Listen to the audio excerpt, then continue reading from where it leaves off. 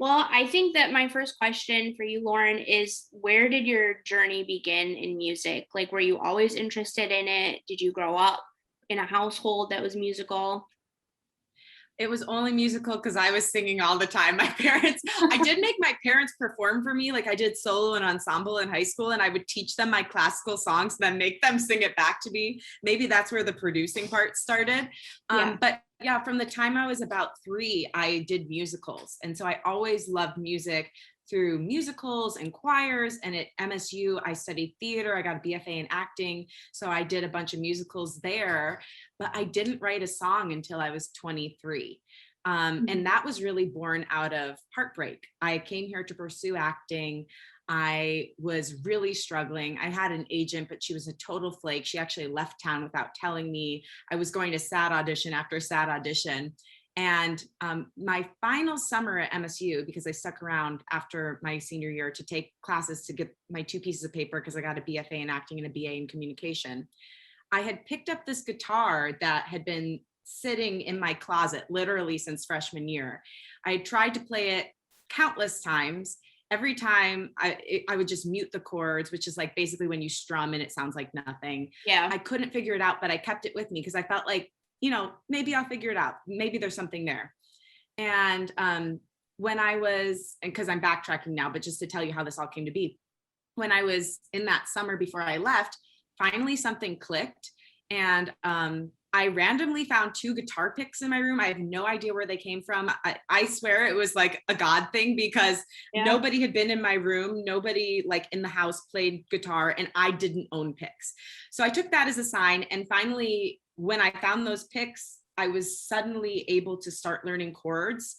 And when I moved out to LA, I really started delving into guitar. I moved out to LA. So that was the summer 2011. I moved to LA fall 2011 to do an internship on the Ellen Show. And suddenly guitar started clicking. And as I was in that heartbreak moment from acting, music started pouring out of me. And it was almost like a dam had been released and the floodgates were coming through because I had never released this gift that was burning inside of me that I just had to get out. And I started falling asleep writing songs, which sounds wild, but it's like that state when you're in between awake and asleep, when you like kick your leg and you wake up.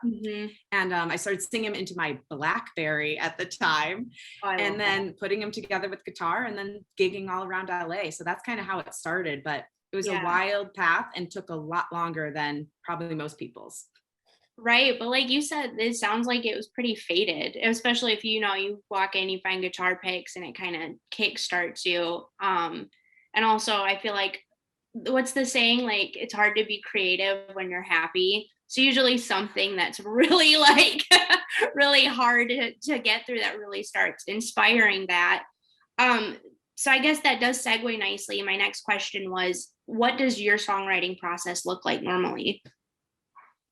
That's a great question. And it looks different every time. But what usually happens, I guess, like probably if I had to say like 50 to 60% of the time is I'll be walking, driving, in the shower, doing something kind of monotonous.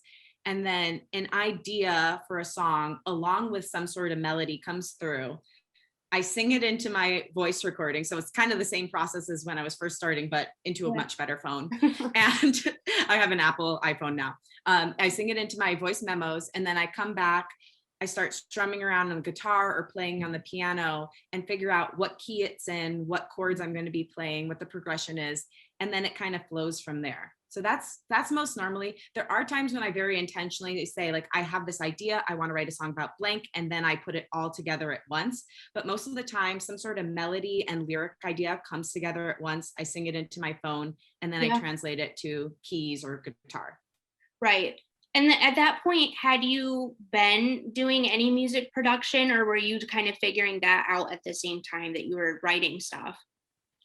No, I had never done anything but musical theater and choir. So I never quite felt that I fit in there because I don't know. I didn't feel like I was like big and ballsy enough for they want you to belt crazy notes. And while I have a big, huge, loud voice, like I never felt like I could fit into that box. And it was almost like when I first started writing music, it was like, oh, this is what what it's been the whole time. I just didn't know it. Like, I didn't know that this could be a possibility for my life. So yeah, no, I totally learned as I went. I didn't really know any music theory. I've taken classes since I've been out here, and I haven't really gotten into music production yet. I do podcast production, as you know, but that's the next step. So I've been playing around with that. I took a class at the Songwriting School of Los Angeles, and yeah, producing myself would be a dream because it gives you so much more autonomy and saves a lot of cash. That is very true. It is expensive to book time. And I mean, we're in Michigan here, so I can't imagine the prices out in LA. Like, yeah. Just thinking about that would be, oh my gosh, I can't even budget that.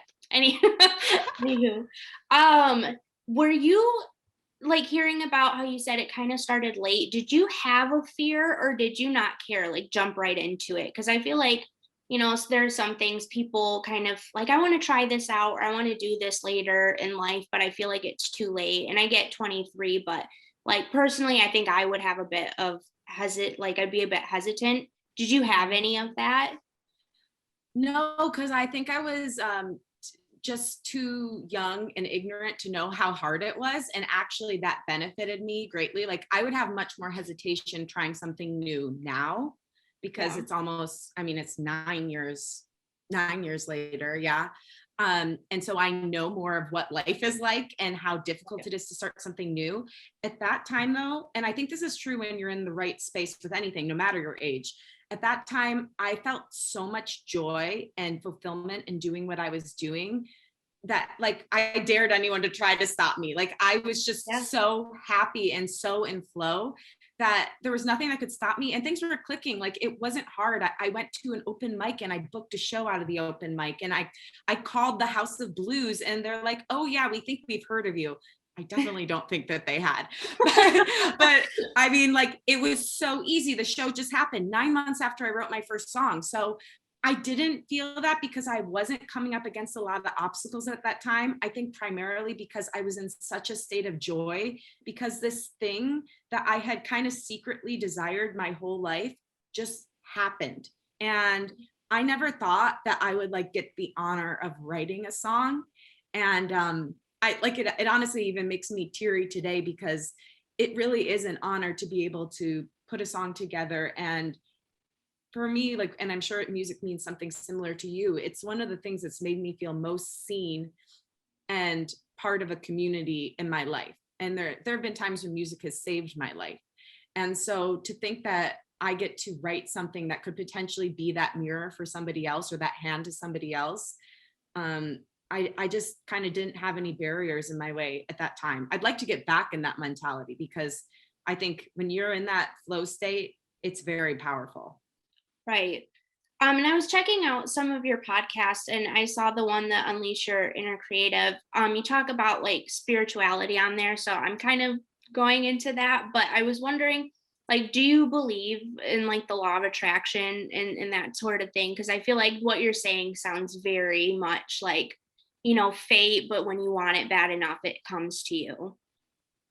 I do believe in it. I've definitely seen it happen in my life. I think when I ended up working at Sirius XM, that was totally the law of attraction. Even my internship on Ellen, when I was at Michigan State, I just started telling people, like, I'm going to intern on Ellen someday. I didn't know anyone who worked at Ellen, but then somebody who I knew in the theater department happened to know a PA there. And that PA like happened to be elevated to production coordinator a week before I applied. And that was the position that hired the interns. So it's like, I've seen things that have happened way too personally, or like perfectly in my life, to not believe in it to some extent. I don't know that I've mastered it, but I've certainly seen when I've been crystal clear about what I want and told people. That's the big thing. You have to tell people, you have to write it down, you have to visualize it. But when you do that, I have seen things that were probably impossible just fall at my feet. So yeah, I do believe in the manifestation and the law of attraction. And I think you have to also be careful what you ask for, because when you are in that flow state, it can happen really easily. Oh, totally. Yeah. Your thoughts manifest your reality. I'm all about that type of stuff with law of attraction. So hearing about this, whenever I hear any stories like this, I get so like, oh my gosh, that's so cool. Cause I feel like I've even experienced things like that. So just hearing and seeing how successful you are and how well it's worked for you is really inspiring and like makes me so excited for the future. So it's really cool to see that. Aw. Um, like speaking of MSU, you said you were here and you studied theater and then you kind of branched out from there. Did you join anything? Like I know right now we're part of the Impact, but like anything or made any connections that helped you along in the future? Oh yeah, I credit MSU with so much of my success. So I got a BFA in acting and a BA in communication. So I was really straddling two worlds. I was in the comm department and the theater department, but they complemented each other beautifully. I was in the telecasters, so I Oh acted on yeah. the show. I Mhm. acted on Sideshow, which I think that's what it was called, right? Yeah. Sideshow or side something. It was a sketch comedy show. Yeah. And so I did acting there. I was the director of communications for all the telecasters my senior year. I was the vice president of SPAM, which was a performing arts organization. I DJ'd on the Impact under the name DJ Losif. And honestly, like that kind of is what I would play these independent artists and be like, God, it would be so cool if I could be one of the people that they play here someday. But of course, I didn't write music at the time, so I didn't see an in for that. But I was so enamored with that idea that we really helped break so many people's careers. And yeah, and I also did plays, so that took up a lot of my time as well. I was always in a play or a musical, and I mean, like I said, it was due to an MSU connection that I even got to Los Angeles in the first place because of Brandon Piper. Shout out to Brandon, who introduced me to this woman, Jill, who hired me at Ellen. So, and so many people have helped me since I've been LA who are Spartans. Almost every, I mean, not as much now that we're in a pandemic, now that things are opening up more, a little bit more now, but when the world was at large, I would meet someone from Michigan like every other day. And if it was a Spartan, it was instantly somebody who would be willing to reach out their hand to me because they felt a connection, and likewise for them. Like I feel so compelled to help anybody younger or older than me who has a dream, who had a similar experience as me, and I want to help them not have to go through some of the hardships I went through. And I think a lot of other Spartans feel the same way. Right. Yeah, I definitely agree. I mean, I even just being here a current student, there are so many different resources, but one of the biggest things I always push is connections, getting out there, putting yourself out there. And again, like just seeing how well it's worked for you, like it's kind of like the proof is in the pudding. So I'm sorry, I'm just like, that's so cool. It's so cool to hear and see all that. And it really got you like to a lot of different places. I was reading your Spotify bio and I saw that you ended up working with Jeff Bova, who's like a Grammy award winning producer. What was that experience like? Oh, Jeff is the sweetest person in the world. I love him. I got so blessed because you hear so many horror stories about the music industry, but Jeff really developed me as an artist. We spent a long time working on my music. And partly that was due because I was working at SiriusXM and learning how to produce and host radio.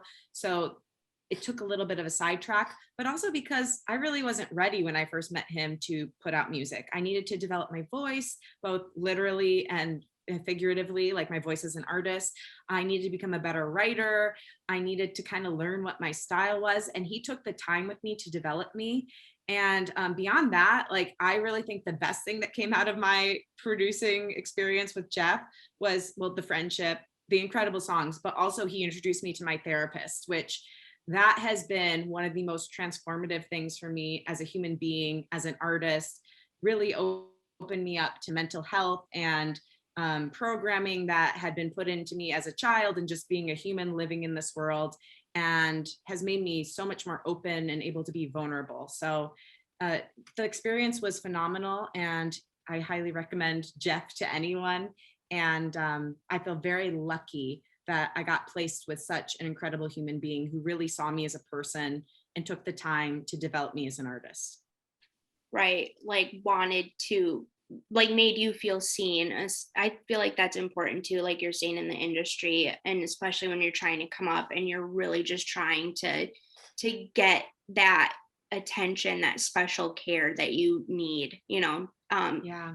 So he introduced you to your therapist. I see like that mental health is a really big part of your like music, you have your whole career, but especially in music. And it's a topic that's very stigmatized still. We're getting better, but it's still, kind of a hard thing for people to talk about. Where did you find the courage to like speak up and start to talk about issues that a lot of people don't like to discuss?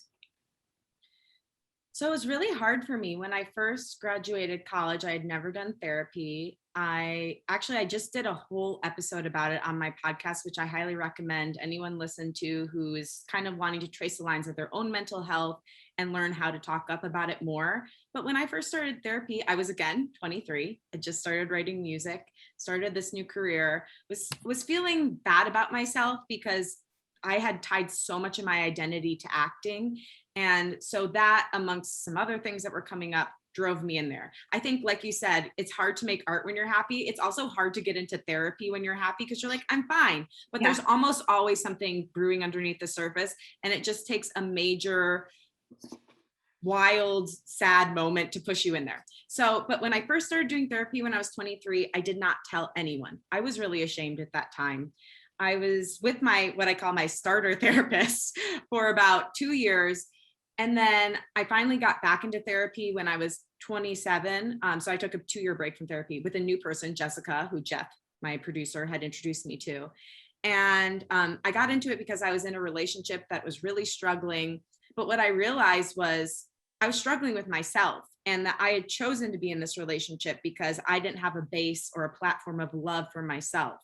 And so I really started learning self-love. I started learning boundaries and how to set boundaries.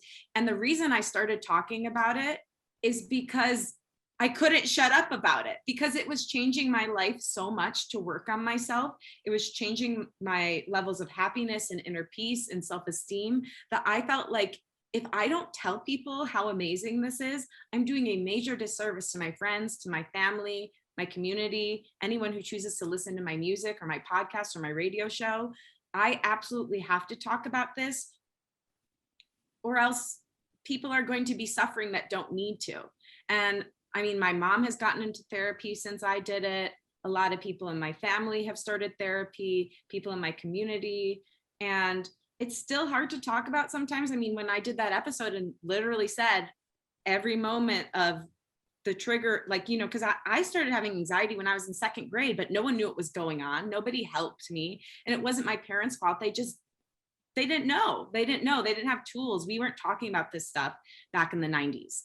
And so, yeah, I just feel like it was really hard to share that. It was still scary, but if my story can help even one person suffer less, then it will all be worth it. And, I have a song called Therapy that I just put out. And I will say it's much more open here in LA, but when I sing that song in Michigan, the room goes silent. I mean, it's as if I said, hey guys, I just murdered someone. I mean, it's like you can hear a pin drop.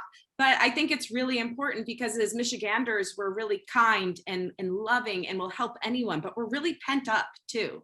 And we hold a lot inside, and there's a lot of passive aggressiveness because we don't confront ourselves or each other. And so, yeah, my wish for anyone listening to this, and for you, and just for anyone in the world, is please, please get the help you need. There is no shame in it. It's a beautiful thing to be able to find tools to live a better life, to treat yourself and others better. And I can't recommend getting in touch with your mental health enough. Right. And do you see your songwriting and your music as a way for you to like help continue to grow and learn with your mental health journey? Yeah. I can always tell when I haven't written a song for a while because I just start feeling dead inside. Yeah. And so, yeah, when I write, it is completely a release. Sometimes I don't even realize how sad or upset or angry I am at something until I finish the song. I'm like, whoa, you've been holding that in? Uh-oh, better write another. I was gonna say, absolutely. you save it for therapy appointments. Like you hold it up. I wrote this. I didn't know I was feeling this, but here it is. Well, I will tell you, when I was in my relationship, I used to write songs about the situation. I'd sing it for my ex-boyfriend and be like, just so you know, I wrote this about you. I love that. And I'm going to take that with me. You know, Good. Yes. Yes. Use that's it. a great tip. I love that. But yeah, it sounds like, I mean, like you said, you just released therapy, and it really is amazing to see a woman, especially because I get like women are in the industry, but especially when you're independent, I feel like you need to, it's almost like you have to work a little bit harder to get noticed, and especially in a male centered field like that.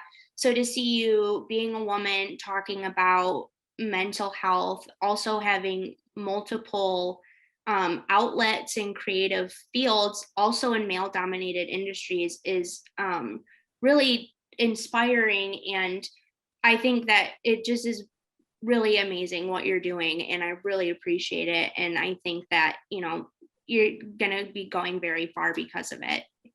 Oh, thank you, love. And I appreciate you saying that. It's like when you're in the hustle, it's really hard to see from above and see the good work you've done, because every day you're just trying to take one step forward. And, I recently read a statistic that I think only 18% of all artists heard on the radio are women. And that some radio stations literally have a rule where you can't play two women back to back. And so I think when I see something like that, I appreciate what I and so many other women in this industry who are pursuing an artistic path are doing, because it is that much harder for us. And I never think about that. I just think, okay, well, I'm pushing forward. I've done this, I've done that, but why isn't it happening more? And I never think about the actual barriers that are in my way just because of how I was born. So, not to say that you shouldn't keep pushing forward, but definitely take everything that you do achieve and know that it was that much harder, and give yourself props for that, because it's a big deal. And it's an honor to write music and to be talking with you. And yeah, I hope that you pursue every dream on your heart. Well, thank you so much. You're going to make me cry in this interview. It's my first interview, and I'm going to be crying on air. I got to establish a persona. I'm not going to cry. I cry like almost every podcast, so I think it's a great thing. Maybe I should just embrace that. That's the Michigander part of me where I'm like, I can't cry on air. Probably should let it out.